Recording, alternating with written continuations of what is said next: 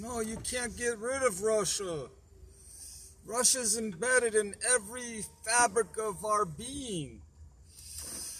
It's interwoven intricately through every facet and every particle, molecular particle of the universe.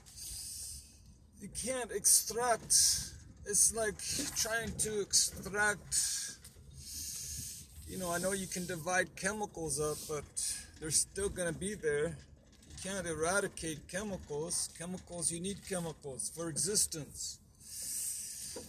It's very, very part of our whole core, our whole essence. We need each other. We have for many, many eons.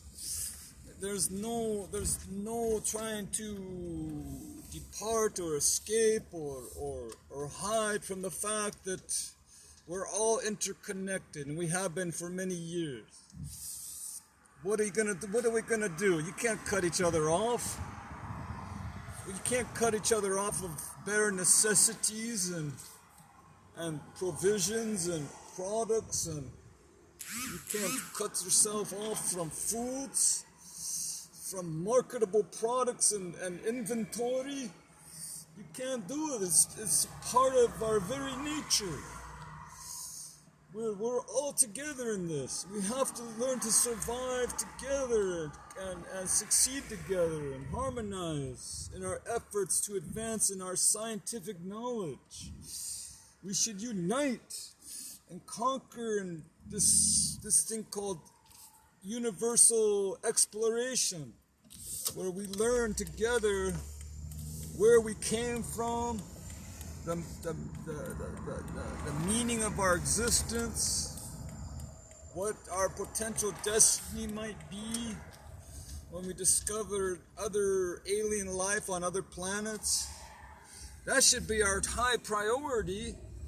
It's not just learning, trying to discover other life on other planets, but trying to survive on our own planet. I mean, come on. Here you guys are talking about, possibility of nuclear annihilation, and yet these same governments are spending billions and trillions of dollars on scientific exploration to see if there's life on other planets. Well, hey, I want to live on this planet.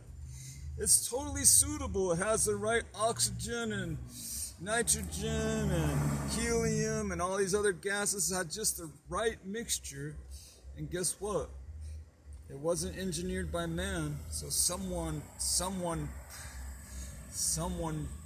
brought someone fine-tuned all these chemicals, all these gases, because it just so happens to have the right parts, the right percentage for life to exist. It's more than just chance, more than just, well, it just so happened. I mean, come on, that's like taking a fine, dialing it into the right frequencies. That takes, design, that takes intent, that takes a mind. To be that precise, to have just the right oxygen levels and helium levels. I mean, that takes a lot of forethought and fine-tuning, and that's a delicate balance. The gravitational pulls on each other. I mean, you can't have it too heavy over here or too light over there. You got to have it just right. If Mars is too powerful in gravitational pull, what's it gonna pull? Venus and Neptune. See, they all have the planets over here. The planets apart from each other. They all have just the right gravity power to where they don't pull too hard and they don't pull too less, because they're not colliding into each other. They're not flying out apart from each other. They're just staying in orbits, making life possible for this Earth. All those planets are doing that for us. They're staying in their own orbits and they're creating their own gravitational pulls to keep the other gravitational pulls in check so that we don't fly off and collide into each other. I mean, that's by accident. That's a mistake. That just happened through long processes of evolutionary chance.